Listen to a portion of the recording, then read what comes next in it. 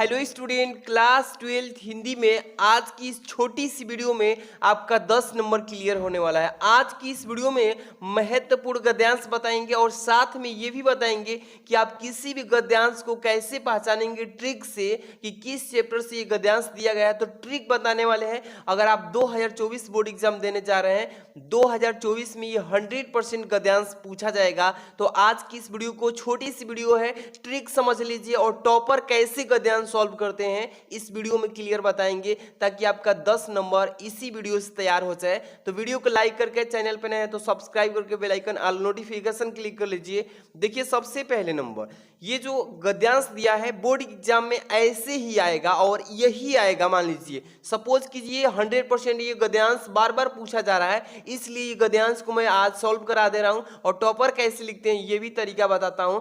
तो सबसे पहले गद्यांश जो दिया, ये महत्वपूर्ण गद्यांश है, वेरी मोस्ट इंपॉर्टेंट। सबसे पहले गद्यांश को एक बार अच्छे से पढ़ना है और ट्रिक समझना है कि किस चैप्टर से इस गद्यांश को दिया है और राइटर कौन है इस चैप्टर के। देखिए, जिससे कि लिखा है ना कि साहित्य, कला, नृत्य, गीत, आमोद प्रमोद अनेक रूपों में राष्ट्रीय जन अपने अपने मानसिक भावों को प्रकट करते हैं। ठीक है, इसके बाद लिखा है कि आत्मा का जो विश्वव्यापी आनंद भाव है वह इन विविध यानी कि विविध रूपों में साकार होता है। ठीक है, यद्यपि बाह्य रूप ही, इस गद्यांश को मैं थोड़ा सा शॉर्टकट में लिखा हूं तो डॉट डॉट कर दिया हूं ताकि आप लोग अच्छे समझ लीजिएगा, मतलब पूरा अच्छे से पढ़ेंगे। लास्ट वाली लाइन जो है, राष्ट्र के लिए स्वास्थ्यकार है।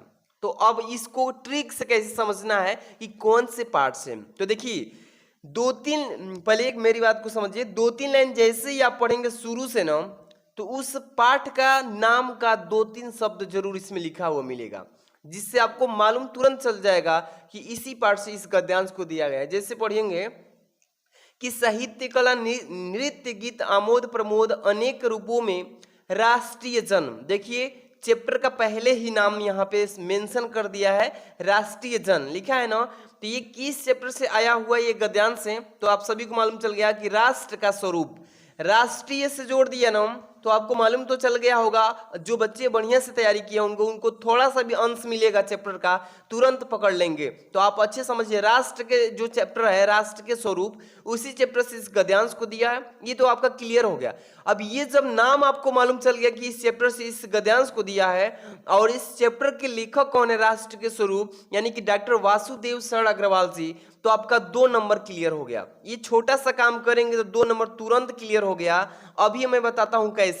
पूरा आपने गद्यांश पढ़ लिया, अब इस गद्यांश में आपको प्रश्न पूछेगा, 5 प्रश्न रहेंगे और कैसे इसका आंसर लिखना है बोर्ड एग्जाम की कॉपी में। बेस्ट तरीका जो टॉपर बच्चे लिखते हैं बोर्ड एग्जाम में, जो मतलब अच्छा स्कोर करते हैं, 95% अचीव करते हैं, उन्हीं की तरह अचीव करेंगे आप भी।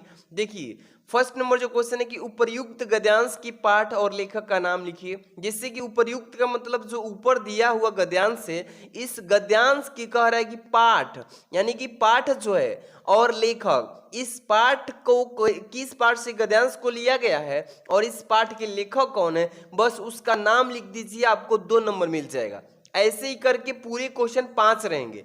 कितने क्वेश्चन? 5 क्वेश्चन रहेंगे बाबू। देखिए, 2-2 नंबर के पर क्वेश्चन रहेंगे। रेखांकित अंश की व्याख्या, बहुत सारे बच्चे को रेखांकित अंश की व्याख्या का आंसर देने नहीं आता है, तो बेस्ट तरीका इस वीडियो में क्लियर कर देंगे। देखिए, तीसरा है सहृदय व्यक्ति किसको स्वीकार करते हुए आनंदित होता है। इस तरीके से पेपर में प्रश्न आएंगे। तो ये मेन जो है रेखांकित अंश की व्याख्या है, इसके बाद गद्यांश के पाठ और लेखक का नाम है, इसके बाद ये छोटा छोटा क्वेश्चन को बनाना मैं अभी तुरंत इसी में से सिखा देता हूं। चलिए, सबसे पहले बोर्ड एग्जाम में आपको इसको कैसे सॉल्व करना है, तो देखिए यहां पे बेस्ट तरीका, सबसे बेस्ट तरीका समझा देता हूं। संकेत डालना है। आप बोर्ड एग्जाम में जब बैठेंगे ना इस कॉपी को सॉल्व करने, तो आपको सबसे पहले गद्यांश सॉल्व करते टाइम संकेत डालना है। संकेत में लिखेंगे, जैसे कि शुरू में साहित्य, कला, नृत्य लिखा है ना, तो 2-3 शब्द उठा के इसमें लिख देंगे, जैसे कि, और बीच में जो खाली स्थान है ना, डॉट डॉट करके, और लास्ट वाला देख रहे हैं ना, राष्ट्र के लिए स्वास्थ्यकार है, तो वही लिख दिए लिए स्वास्थ्यकार है। तो इस तरीके से संकेत डाल देंगे। टॉपर की जो लिखावट होती है सेम ऐसे लिखते हैं टॉपर, तब जाके टॉप करते हैं। देखिए, तो इस तरीके से लिखने से क्या फायदा है ये समझिए। जो एग्जामिनर है वो कॉपी चेक करता है तो उसका एक्सप्रेशन जो है काफी बच्चों पे इस पे प्रभावित डालता है। 2 गद्यांश दिया होता है जिसमें से केवल एक ही करना है, तो आप जो संकेत डाल देंगे तो एग्जामिनर को मालूम चल जाएगा कि दोनों में से कौन सा गद्यांश आप किए हैं, उसका टाइम इन्वेस्ट नहीं होगा और आपकी कॉपी फटाक से जांच के और फुल नंबर अचीव करा देगा। इसलिए संकेत डालना बहुत जरूरी होता है। इसके बाद फर्स्ट नंबर क्वेश्चन में पूछा गया था, देखिए कि उपर्युक्त गद्यांश के पाठ और लेखक का नाम लिखिए। इसमें तो सबसे पहले हेडिंग लगाएंगे कि पाठ का नाम, यानी कि पाठ का नाम डाल के ब्लैक पेन से और राष्ट्र का स्वरूप जो चैप्टर है उसका नाम लिख दीजिएगा, ठीक है। लेखक का नाम ब्लैक पेन से हेडिंग डालिएगा कि लेखक का नाम क्या है, तो डॉक्टर वासुदेव सरगरवाल जी हैं इसके राइटर। तो इतना छोटा सा बस 2 लाइन लिखेंगे, आपका 2 नंबर मिल जाएगा। या इसी चीज को आप 2 तरीके से लिख सकते हैं। एक चाहेंगे तो ब्लैक पेन से आप यहाँ पे संदर्भ की हेडिंग भी डाल के आराम से इसका संदर्भ भी लिख सकते हैं, ठीक है। तो ये दोनों तरीके में जो आपको इजी लगे और कम समय लगे वो कर सकते हैं, समझ रहे हैं ना। इसी तरीके से टॉपर लिखते हैं। इसके बाद नेक्स्ट क्वेश्चन आपके सामने है सेकंड नंबर, रेखांकित अंश की व्याख्या कीजिए। बोला है ना कि रेखांकित अंश की व्याख्या कीजिए। पेपर में देखिए ऐसे गद्यांश जो आएगा इसमें जो अंडरलाइन किया है, जिसे साहित्य कला, नृत्य, गीत, आमोद प्रमोद अनेक रूपों में राष्ट्रीय जन अपने अपने मानसिक भावों को प्रकट करते हैं। आत्मा का जो विश्वव्यापी आनंद भाव है वह इन विविध रूपों में साकार होता है। इतना लिख देंगे। यहां तक हो गया ना। तो इतने जो लाइन को अंडरलाइन किया है 3 से, देखिए 1 2 3, 3 लाइन या 3.5 लाइन को भाव क्या है, इसका मतलब क्या होगा, इसको व्याख्या के रूप में लिखना है। चलिए दूसरे प्रश्न का आंसर यहां पे समझाने की कोशिश कर रहा हूं। 2 नंबर इस तरीके से लिखिएगा और सबसे पहले नंबर यहां पे आपकी हेडिंग होगी रेखांकित अंश की व्याख्या। समझ रहे हैं ना। क्या लिखेंगे इसमें, समझिए कि भाषा में जो प्रयोग प्राचीन काल से चलते आ रहा है, यानी कि बहुत समय पहले से भाषा में जो प्रयोग कर रहे हैं हम लोग, मतलब इसका लिखेंगे भाव। जो लाइन कह रहा है इसमें कि भाषा में जो प्रयोग प्राचीन काल से चले आ रहा है, ठीक है। इसके आगे क्या लिखेंगे कि वे नए सांस्कृतिक परिवर्तनों को व्यक्त करने में समर्थ नहीं है, ठीक है। समर्थ का मतलब होता है, मतलब कि उसकी जो शक्ति है वो शक्ति नहीं है, समर्थ नहीं है। नित्य प्रति, नित्य का मतलब होता है रोज, प्रति मतलब दिन, मतलब रोज के दिन संस्कृत में हुए परिवर्तनों को भाषा, यानी कि भाषा द्वारा व्यक्त करने के लिए भाषा में नए नए प्रयोगों, नए नए शब्दों की खोज का कार्य होता, यानी खोज, नए नए प्रयोग हो रहा है, ठीक है, और नए नए शब्दों की खोज हो रहा है। यही कार्य होना बहुत आवश्यक है, इसका बहुत ज्यादा जरूरी आवश्यक है, जिससे बदलते हुए नए नए भावों को उचित रूप में व्यक्त किया जा सके। तो ये जितने मैं व्याख्या किया हूं ये कितनी लाइन्स का है, 3.5 लाइन्स। जैसे कि 3 लाइन 1 2 3 और ये हाफ लाइन है, तीनों लाइन्स का यहाँ पे अंडरलाइन जो किया है, इसकी रेखांकित अंश की व्याख्या मैंने बता दिया, ऐसे ही लिखना है। इसके बाद अगले क्वेश्चन आपके सामने है, अब बताते हैं कि कैसे इसका आंसर लिखना है। समझिए, थर्ड नंबर लिखिए, सहृदय व्यक्ति किसको स्वीकार करते हुए आनंदित होता है। सहृदय व्यक्ति, चलिए इसको मैं लिख के आपको समझा देता हूं। 3 नंबर प्रश्न का आंसर मैं यहाँ पे समझाने की कोशिश कर रहा हूं। 3 नंबर कैसे एग्जाम में आप छापेंगे कि सहृदय व्यक्ति किसको स्वीकार करते हुए आनंदित होता है, तो लिखेंगे सहृदय व्यक्ति ही, लिखेंगे यहाँ पे थोड़ा सा पेज इधर उधर हो रहा है, ठीक है।